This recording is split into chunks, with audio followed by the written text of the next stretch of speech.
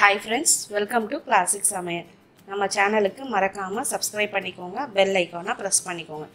இன்னைக்கு நாம சூப்பரான ஹெல்த்தியான இந்த குவாரண்டைன் டயத்துல செய்யக்கூடிய ஸ்நாக்ஸ் எள்ளு உருண்டை எப்படி செய்யறதுன்னு செஞ்சு காமிக்க போறேன். இந்த எள்ளுல இரும்பு சத்து ரொம்ப அதிகம். அதனால குழந்தைகளுக்கு ரீசன்ட்டா குழந்தை பிறந்தவங்க, லேடிஸ் அவங்க எல்லாரும் சாப்பிடலாம். இத நான் வெல்லம் சேர்த்து பண்ணிருக்கேன். அதனால இன்னும் ஹெல்த்துக்கு ரொம்ப நல்லது. அதே மாதிரி இதுக்கு முழு எள்ளு யூஸ் பண்ணாம எள்ளெல்லாம் பவுடர் பண்ணி கொஞ்சம் வேற மெத்தட்ல ட்ரெடிஷனல் மெத்தட்ல பண்ணிருக்கேன். இப்போ இது செய்யறதுக்கு நாம 1 கப் எள்ளு எடுத்துக்கணும். இது கிட்டத்தட்ட 200 கிராம் இருக்கும். ஒரு தடவை வாஷ் பண்ணிட்டு வெயில்ல காய வச்சு எடுத்துக்கோங்க. இப்போ அடுத்து அதுக்கு ஈக்குவலா 1 கப் 200 கிராம் பச்சரிசி. அதை நல்லா நான் கழுவி இங்க எடுத்து வச்சிருக்கேன். இந்த பச்சரிசி எதுக்குன்னா நமக்கு அந்த எள்ளை வந்து பிடிக்கும்போது பைண்ட் பண்றதுக்கு. இதை நான் என்ன பண்றேன்னா ஒரு மணி நேரத்துல இருந்து 2 மணி நேரம் ஊற வச்சுக்க போறேன் தண்ணியில. இப்போ ஒரு 2 மணி நேரம் ஊறட்டும். இந்த பச்சரிசி அதுக்கு ஈக்குவலா எடுத்துருக்கேன். இதை நீங்க அரைச்சு சேர்க்க போறீங்க. அதனால அதை பவுடர் பண்ணும்போது இதுல பாதி கப்பு தான் கிடைக்கும் நமக்கு சலிச்சு எடுக்கும்போது. அதனால 1 கப் எடுத்துக்கிட்டீங்கன்னா கரெக்டா இருக்கும். இப்போ 1 மணி நேரத்துக்கு அப்புறமா பாருங்க நல்லா ஊறிடுச்சு இந்த அரிசி.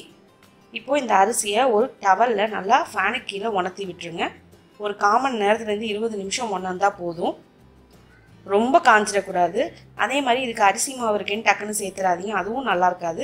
இந்த மாதிரி அரிசியை கழுவி அந்த ஈர அரிசியை அரைச்சி எடுத்து வர மாவுல செஞ்சாதான் டேஸ்ட் நல்லாயிருக்கும். இப்போ 15 நிமிஷத்துக்கு அப்புறமா நம்ம செக் பண்ணலாம். பாருங்கள் ஈரம் இருக்கும், ஆனால் கையில் எடுத்திங்கன்னா ஒட்டாது. ஸோ இதுதான் கரெக்டான பக்குவம். இதை நீங்கள் பவுடர் பண்ணி சலிச்சு எடுக்கும்போது நம்ம எடுத்த எள்ளோட 1/2 கப்பு தான் வரும். பாருங்கள் இப்போ நான் ஈரம் இல்லாத மிக்சி ஜாரில் நல்லா பவுடர் பண்ணி எடுத்துக்கிறேன். இதை அப்படியே சேர்க்கக்கூடாது, சேர்த்திங்கன்னா குருணையாக இருக்கும், நல்லா இருக்காது. அதனால் சலிச்சு அதுக்கப்புறமா சேர்த்துக்க போகிறோம். இப்போது இதை நான் நல்லா சலிச்சுக்கிறேன்.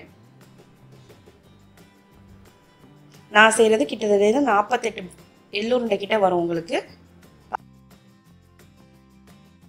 பாருங்க சலிச்சதுக்கு அப்புறமா இது ஒரு 1/2 கப்பு தான் இருக்கும்.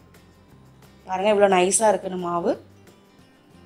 இப்போ அது அப்படியே இருக்கட்டும். அடுத்து எள்ளை நம்ம வறுத்துக்கணும். அதுக்கு ஒரு கடாயில் மீடியம் ஃப்ளேமில் சூடு பண்ணிவிட்டு இந்த எள்ளை அப்படியே போட்டு நல்லா ரோஸ்ட் பண்ணுங்கள். அதோட ஒரு 5லேருந்து 6 ஏலக்காயும் சேர்த்து நல்லா ரோஸ்ட் பண்ணிக்கோங்க. எள்ளு நல்லா ரோஸ்ட் ஆகிடுச்சுங்கிறதுக்கு அது வெடிக்க ஆரம்பிக்கும். அப்படியே லேசாக வெடித்து நல்லா வாசம் வர ஆரம்பிக்கும்.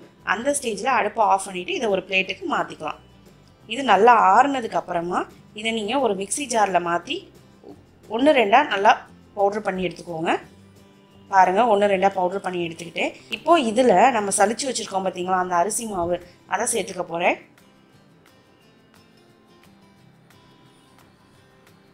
அதோட 3/4 கப் நம்ம எள்ளு எடுத்து அதே கப்பில் 3/4 கப் உடைச்ச வெல்லம் சேர்த்துக்கிறேன்.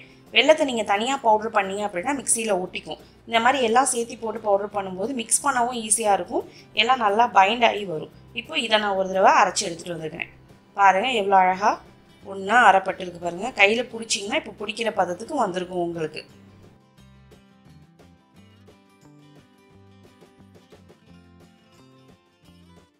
இதை நம்ம ஒரு பவுலில் மாற்றிட்டு அதோட ஒரு 1 டேபிள் ஸ்பூன் நெய் விட்டுக்கிறேன்.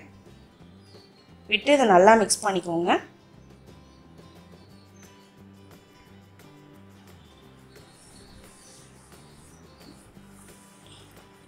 இப்போது இந்த உருண்டையை நம்ம பிடிக்க போகிறோம். இந்த உருண்டையை நீங்கள் ரொம்ப அழுத்தி நல்லா பிடிக்காமல் டக்குன்னு பிடிச்சி எடுத்தீங்கன்னா அந்த உருண்டை நல்லா இருக்காது. நான் உங்களுக்கு 2 மெத்தடும் செஞ்சு காமிக்கிறேன் பாருங்கள். இப்போ இது நான் ஒரு 2 நிமிஷம் தான் ஊற்றிருக்கேன். பாருங்கள் இது எப்படி இருக்குன்னு.